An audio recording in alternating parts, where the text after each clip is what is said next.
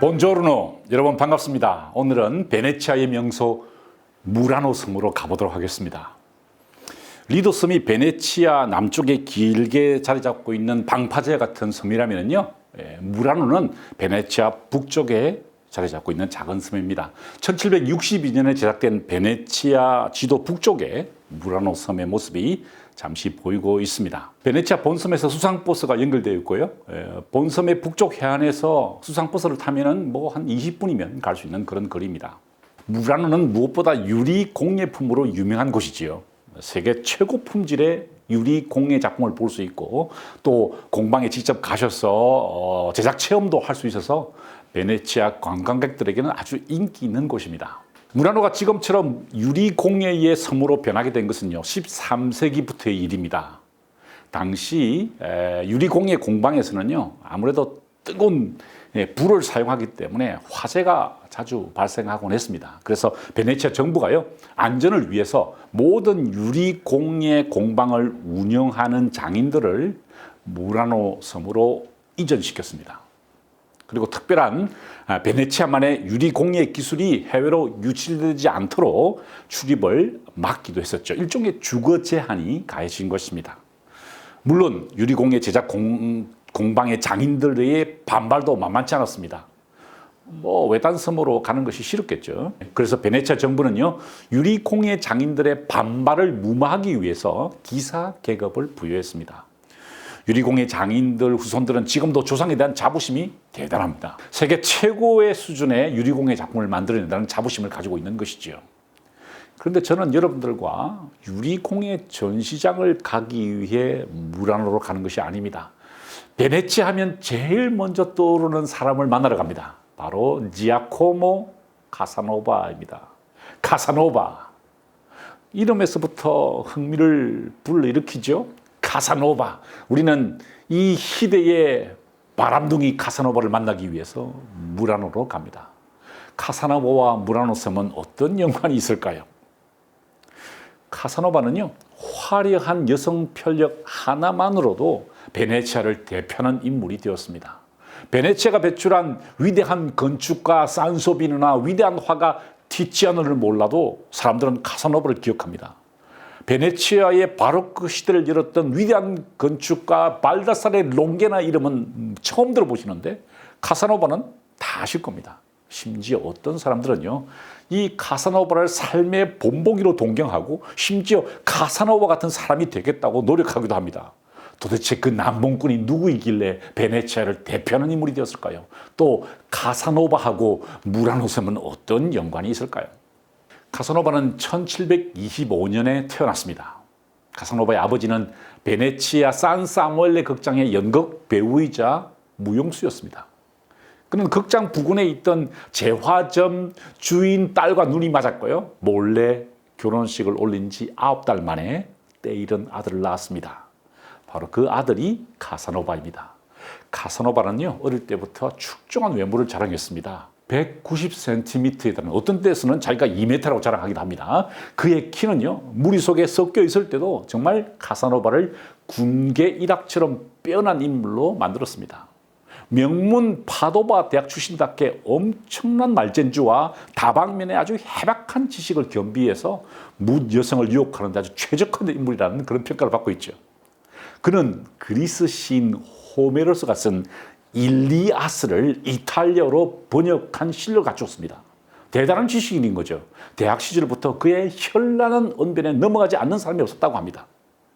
한때 그의 어머니의 간청 때문에 로마에 가서 고위 성직자가 되려고 했지만 실패합니다. 또 군인이 되기 위해서 자원 입대했다가 그것도 실패하고 고향 베네치아로 돌아와서 극단에서 바이올린 연주자로도 활동했습니다. 그야말로 다재다능한 인물이었지만 어느 한 곳에 정착하거나 한 가지 직업에 만족하는 사람은 아니었습니다. 사실 카사노바가 베네치아에서 승승장구할 수 있었던 것은요, 브라가딘 가문의 후원을 받았기 때문입니다. 브라가딘 가문의 유력한 정치가가요, 곤돌라를 타고 가다가 발작을 일으켰습니다.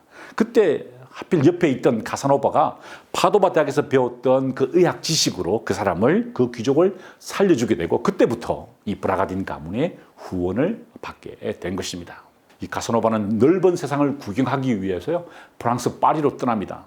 보통 파리에 살던 사람이 베네치아로 방문하는 것이 그랜드 투어의 일반적인 루트인데, 가사노바는 역으로 베네치아 사람이 파리로 가게 된 것이죠. 그는 파리에서 상류 사회에 진입하는 데 성공합니다. 비밀 결사 조직인 프리메이슨 회원인 것처럼 행동했고, 결국 프리메이슨의 높은 자리까지 올라가서 출세를 하게 되었습니다. 그런 성공을 거둔 다음에 가사노바는 베네치아로 돌아옵니다. 본인 스스로 그것을 탕자의 귀환이다 이렇게 표현했죠.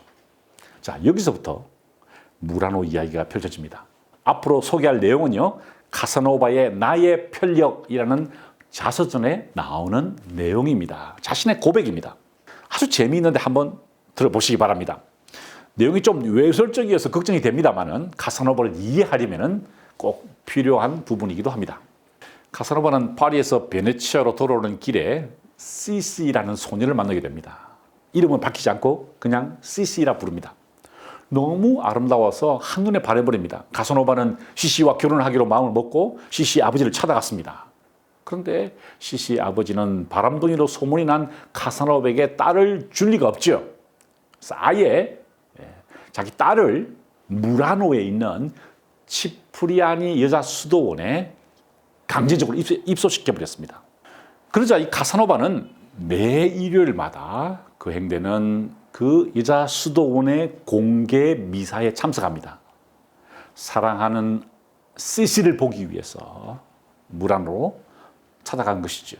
그런데 여기서 반전이 생깁니다. 시시에게 프랑스어를 가르쳐 주는 MM이라는 20대 초반의 수녀님이 계셨습니다. 여기서도 이름을 밝히지 않습니다. 그런데 이 MM 수녀가 비밀 편지를 가사노바에게 보내서 무라노에 있는 자기 비밀 별장에서 만나자고 초청한 것입니다. 결국 가사노바와 MM은 사랑에 빠지게 됩니다. 그것도 깊은 사랑, 비밀스러운 사랑, 육체적인 사랑이었습니다. 수녀인 MM과 가사노바는 사랑에 빠졌습니다. 그런데 여기서 또 반전이 일어납니다. 가사노바와 MM이 사랑을 나누고 있을 때 무라노 별장에 있던 옷장 안에 한 남자가 숨어서 그 광경을 지켜보았다는 것입니다. 바로 MM의 비밀스러운 애인이었습니다. 나중에 그 사람은 베네치아 주재 프랑스 대사라는 것이 밝혀지게 됩니다. MM은 진정으로 가사노바를 사랑했기 때문에 자신의 비밀을 고백하지 않을 수 없다고 그렇게 가사노바에게 이야기했습니다. 결국 세 사람이 함께 사랑을 나누게 됩니다. 여기서부터는 거의 퇴폐 수준입니다. 그런데 여기서 그치지 않죠. 다시 반전이 일어나는데 이번에는 시시가 다시 등장하게 됩니다. 가사노바가 무라노 비밀 별장에 도착했을 때 그 별장 안에 시시가 기다리고 있었던 것입니다. 결국 가사노바, 그 프랑스 대사 MMCC가 격렬한 사랑을 나누게 됩니다. 충격적인 내용이죠.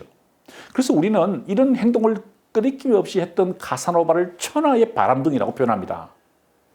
그런데 이런 고백을 아무렇지 않게 자서전에 써내려간 가사노바는요, 이상한 글을 덧붙입니다. 모든 사랑의 이야기들은 당사자가 아니면 그 사실을 확인할 수 없다.